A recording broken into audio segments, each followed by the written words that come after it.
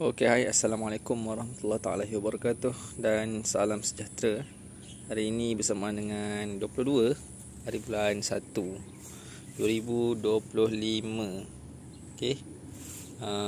Mungkin tak terlambatlah untuk saya ucapkan selamat tahun baru 2025 kepada semua yang menonton. Ini adalah update untuk pokok tebu. So untuk update pokok tebu ni, kiranya saya masih lagi membiarkan tebu-tebu yang ada ni untuk tujuan eksperimen. Lagi satu, oleh kerana kekangan masa lah. Dan kalau korang perasan, dekat pokok tebu ni ada tunas baru. Ini kalau kita tengok dalam video yang lalu tak ada ni. Tak ada satu, dua tunas baru yang muncul. Dia dah besar lah kiranya. Dalam sebulan lah. Okey, tapi apa yang saya nak tunjuk sebenarnya adalah update untuk pokok tebu yang saya dah tanam tempoh hari. Beginilah kejadian dia. So dalam hampir sebulan lah. Okey, kita tengok balik video yang tempoh hari saya record hari tu. Tak silap saya dah sebulan. Nanti saya akan buat caption kat bawah. Kita kira berapa hari tempoh hari tu. Okey, untuk tebu ni, saya tak ubah pun kedudukan dia. Yang saya kata saya nak ubah apa semua tu, saya tak ubah pun. Sebab apa? Sebab bila saya tengok untuk laluan ni, ahli keluarga saya tak guna pun sangat. Okey, tak guna pun sangat. Ruang tepi ni lebih kepada laluan lain untuk digunakan. So saya decide untuk biar sajalah. Sebab saya pun ada risau sikit kalau saya ganggu pertumbuhan dia. Takut orang kata lain dia punya dia punya bacaan dia, ataupun dia punya record dia, sebab ada perubahan location. So saya nak maintainkan location dia tu.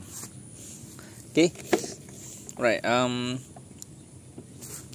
Sekejap kita ambil macam ni lah. So ini adalah tunas tebu. Tunas tebu yang baru tumbuh dalam sekitar 10 hari.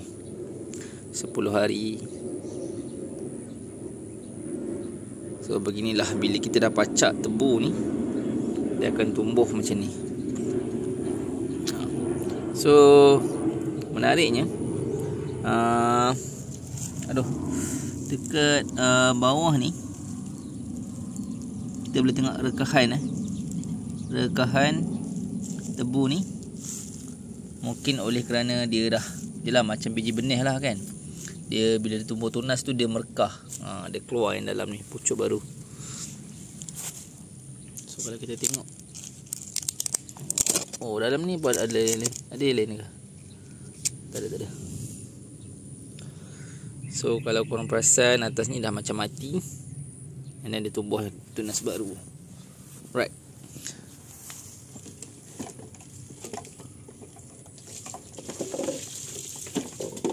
Okay.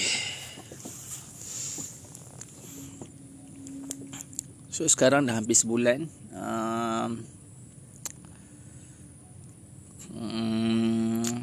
Kadang-kadang saya perasan pokok-pokok ni dia akan tumbuh waktu malam. Sebenarnya kita tak perasan lah pertumbuhan dia ni. Sedar-sedar dah besar dah keluar pucuk tu, laju je. So inilah kejadiannya lepas 10 hari. Kiraan saya lah 10 hari daun ni keluar. 1, 2, 3, 4.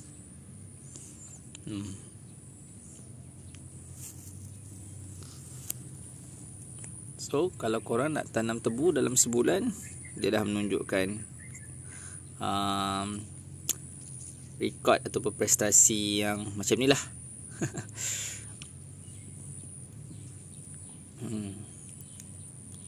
Okay, kita jumpa next video. Thank you for watching. Assalamualaikum warahmatullahi wabarakatuh.